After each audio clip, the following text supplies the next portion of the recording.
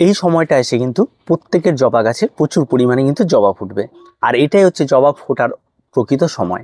আর তার সঙ্গে সঙ্গে কিন্তু এই সময় এসে জবা গাছের একটি কমন রোগ দেখা দেবে, আর সেটা হচ্ছে কুড়ি ঝরে যাওয়া। আর আজকে আমরা এই কুড়ি ঝরে যাওয়া কেন ঝরে যায় তার বেশ কিছু কারণ জানবো, আর তার সঙ্গে সঙ্গে এর কি প্রতিকার রয়েছে সেটাও আমরা জানবো। আমরা একটা করে কারণ বলবো আর তার সঙ্গে সঙ্গে তার প্রতিকারটা আমরা বলে দেব। প্রথম যে কারণটি রয়েছে সেটা হচ্ছে আপনার গাছের অতিরিক্ত জলের ব্যবহার। তাই সবসময় আপনি খেয়াল রাখবেন যে আপনার গাছে অতিরিক্ত যেন জলটা না হয়। অনেকেই জানেন যে এই সমস্ত গাছগুলি বড় বড় টবের মধ্যে লাগানো থাকে। একটা বড় মাপের টবে কিন্তু অন্তত 2 থেকে 3 লিটার জল এই মাটিগুলি ধরে রাখতে পারে। তাই আপনি প্রতিদিন খেয়াল করুন যে আপনার গাছটি লাগিয়ে দেওয়ার একদিন জল প্রয়োগ করার পর কতদিন পর্যন্ত এই মাটিটি শুকিয়ে যাচ্ছে, এটা আপনি কি খেয়াল করতে হবে। আবার যখন দেখবেন শুকিয়ে গেছে তখন আবার আপনি জল প্রয়োগ করবেন। এইভাবে যদি আপনি জল প্রয়োগ করেন তাহলে কিন্তু কুড়ি ঝাওয়াটা অনেকটাই অনায়াসে কমে যাবে। আর যদি গাছের গোড়ে অতিরিক্ত জল জমে থাকে তাহলে খুব সহজভাবে গাছে কিন্তু কুড়ি ঝরে যাবে। আরেকটি কারণ থাকে যে জল একেবারেই না দেওয়া। হঠাৎ দেখা যাচ্ছে প্রচন্ড তীব্র দাবদাহ চলছে, আপনার কাছে দুপুরবেলা গাছে জল নেই, সেই সময় কিন্তু গাছের গুঁড়িগুলি কিন্তু ঝরে যাওয়ার প্রবণতাটা তৈরি হয়। তাই জল এমনভাবে আপনাকে দিতে হবে যাতে আপনি সকালবেলা জল প্রয়োগ করেন, পরের দিন সকালবেলা পর্যন্ত যেন গাছটা ভালো থাকে এবং গাছের মাটিটা যেন শুকিয়ে যায়।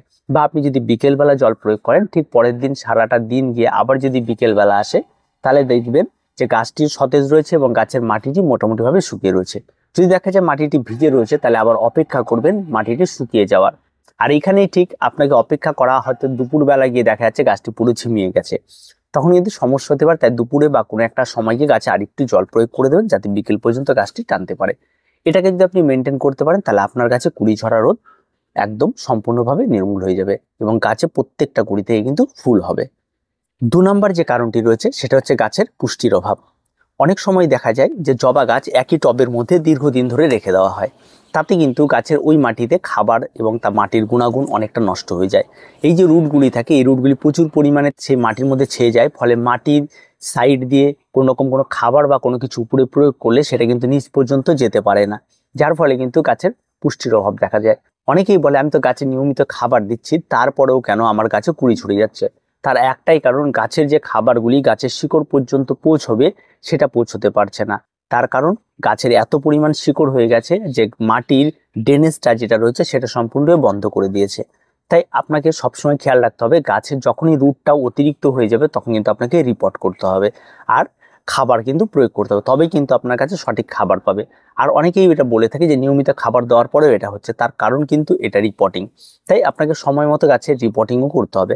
এখন গাছে ফুল ফুটছে, এখন যদি আপনি এই ভিডিও দেখে রিপোর্টিং করতে চান তাহলে আর একটা মারাত্মক ভুল করবেন। তাই এই সময় কিন্তু রিপোর্টিং আর করবেন না, আপনি আগামী বছর রিপোর্টিং করার কথা ভাববেন। এই সময় এই বছরটা এইভাবে আপনি চালিয়ে নিন।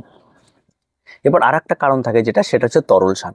অনেকেই তার নিয়মিত গাছে তরল সার প্রয়োগ করে যাচ্ছে, কিন্তু সার প্রয়োগ করার পরেও দেখা যায় যে গাছে কুড়ি কিন্তু ঝরিয়ে যাচ্ছে। তার মূল কারণ হচ্ছে গাছের যে সমস্ত খাবারগুলি বা তরল সারগুলি প্রয়োগ করা হচ্ছে তার সঠিক নিয়মে প্রয়োগ করা হয় না। অনেক সময় দেখা যায় গাছে খোল জল প্রয়োগ করা হচ্ছে। এই খোল জলগুলি কখন প্রয়োগ করবেন? যখন দেখবেন গাছের গোড়া একেবারে ড্রাই হয়ে গেছে, শুকিয়ে গেছে, তখন কিন্তু গাছে খাবার প্রয়োগ করতে হবে। যে কোনো খাবার আপনি যখনই প্রয়োগ করবেন গাছের গোড়া শুকিয়ে গেলে তবে প্রয়োগ করবেন, এবং তাতে কি হয় যে গাছের যে খাবারটি রয়েছে সে খাবারটিও ঠিক থাকে এবং গাছও সেটা অল্প অল্প করে পেতে থাকে। আর যদি গাছের গোড়ায় যদি ভিজা অবস্থাতেই যদি আপনি এই সমস্ত খাবারগুলি প্রয়োগ করেন, বিশেষ করে তরল সার, তাহলে কিন্তু গাছের রুট সিস্টেমকে নষ্ট করে দেয়। তাই সেক্ষেত্রে কিন্তু কুড়ি ঝরে যাওয়াটা খুব স্বাভাবিক তৈরি হয়। তার জন্য আপনাদের এই সমস্ত তরল খাবারগুলি প্রয়োগ করার সময় গাছের গোড়া শুকিয়ে গেলে তখন গাছে খাবার প্রয়োগ করবেন এবং পরের দিন গাছের নিড়ানিতে সেই সমস্ত খাবারগুলিকে আবার ঢেকে দেবেন। আর পরের দিন স্বাভাবিক যেমন জল দেন তেমন জল দেবেন। তাই তরল সার প্রয়োগের ক্ষেত্রেও কিন্তু এটা সমস্যা হতে পারে।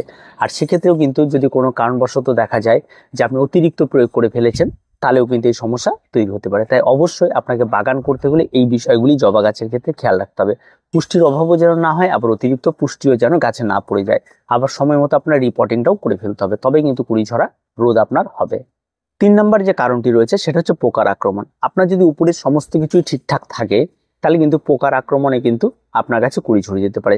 যদি পোকার আক্রমণে গাছে কুড়ি ঝরে যায় তাহলে দেখবেন গাছের পাতা বা অন্যান্য কিছু সবকিছুই সবুজ থাকবে এবং কুড়িটাও ঠিক সবুজ থাকবে। হঠাৎ করে দেখবেন সে ঝরে পড়ে গেছে। তার গোড়ার দিকে দেখবেন এক ধরনের পোকার আক্রমণ করবে, যেগুলো চোষক পোকা বলে, সেগুলো রাতের বেলা আসে কুড়ির গোড়াতে অ্যাটাক করে এবং সেখান থেকে খাদ্যরস শোষণ করে তারা চলে যায়। পরের দিন গাছের কুড়িটা চট করে ঝরে পড়ে যায়। এটা যখন কন্টিনিউ একটা গাছের কুড়ির মধ্যে 2 থেকে 3 দিন করে, তার পরের দিন কিন্তু কুড়িটা ঝরে পড়ে যায়। এই জিনিসটা কিন্তু পোকার আক্রমণে ঘটে থাকে। আবার অনেক সময় দেখা যায় মাইটের আক্রমণ ঘটলেও এই সমস্ত কিছু হয়ে থাকে। তাই অবশ্যই আপনাকে খেয়াল রাখতে হবে, গাছে কিন্তু নিয়মিত আপনাকে পেস্টিসাইড এবং মাইট নাশক এগুলো কিন্তু ব্যবহার করতে হবে।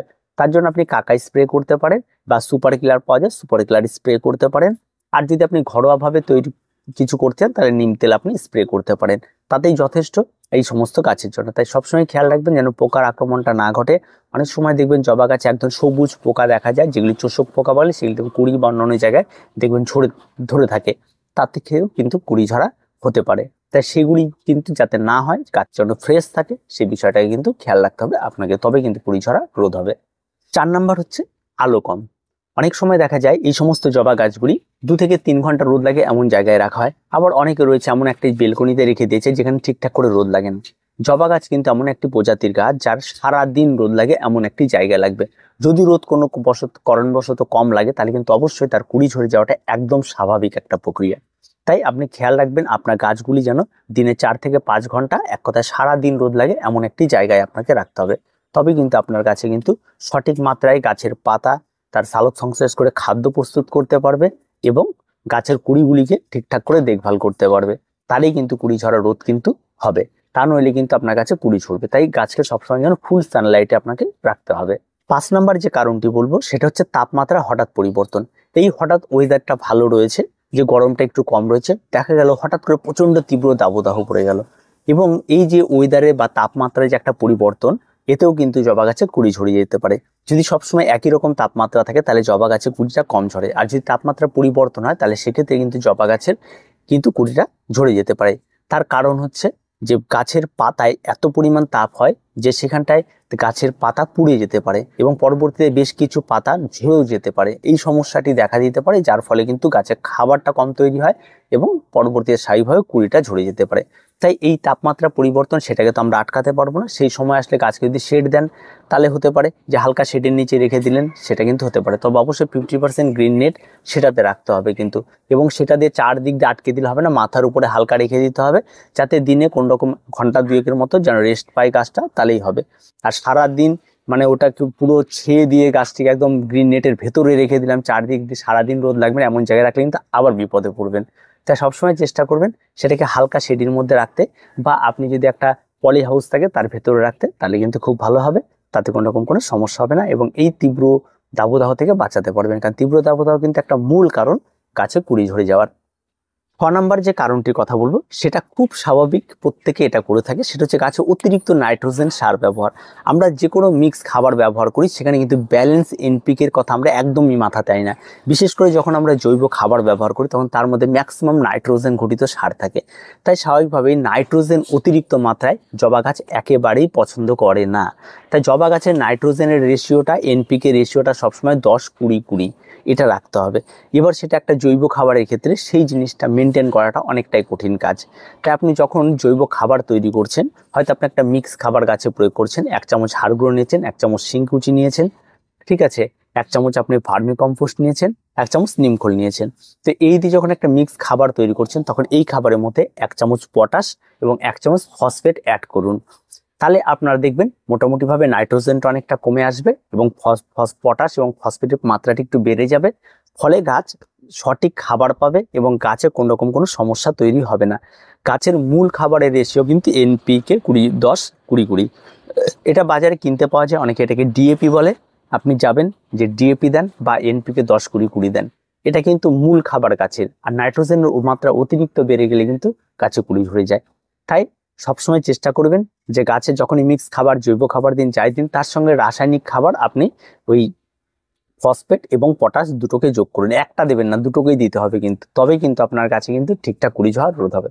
আর যদি ঘরোয়াভাবে আপনি করতে চান তাহলে অবশ্যই আপনি কলার খোসা যেগুলি থাকে আপনি খেয়ে ফেলে দেন, সেগুলিকে ভিজিয়ে রাখুন জলের মধ্যে, 1 লিটার জলের মধ্যে 2 দিন রাখুন, তারপরের দিন সেই জলটি গাছে প্রয়োগ করুন। তাতে কিন্তু পটাশের সোর্সটা অনেকটা সেখান থেকে সাপ্লাই হয় এবং গাছ অনেকটা ভালো থাকে। এটা কিন্তু প্রতি সপ্তাহে সপ্তাহে আপনারা করতে পারেন অনায়াসে, তাতে কিন্তু গাছ অনেক বেশি ভালো থাকবে। তো আর কিছু নেই, এইগুলি করতে হবে। আর সাথে একটু আপনাকে মনিটরিং করতে হবে গাছে পোকা ধরছে কিনা, গাছের পাতাগুলি ঠিকঠাক আছে না। যখন জবা গাছের নিচের দিকের পাতা হলুদ হয়ে যায়, এটা খুব স্বাভাবিক একটা কিন্তু যদি মাথার দিকের পাতা হলুদ হয় কিন্তু সেটা অস্বাভাবিক, সেটা গাছে খাবারের অভাব থেকে হতে পারে, পুষ্টির অভাব থেকে হতে পারে। তাই সবসময় লাস্ট যে টিপসটি আপনাদের বলা হলো 6 নাম্বার, যে এনপিকে যে 10-20-20 রেশিও, সেটাকে আপনারা মেনটেন করুন। দেখবে আপনার কাছে কোনো সমস্যা তৈরি হবে না, কোনো কিচ্ছু তৈরি হবে না, গাছ একদম অনায়াসে সুন্দরভাবে তৈরি হবে।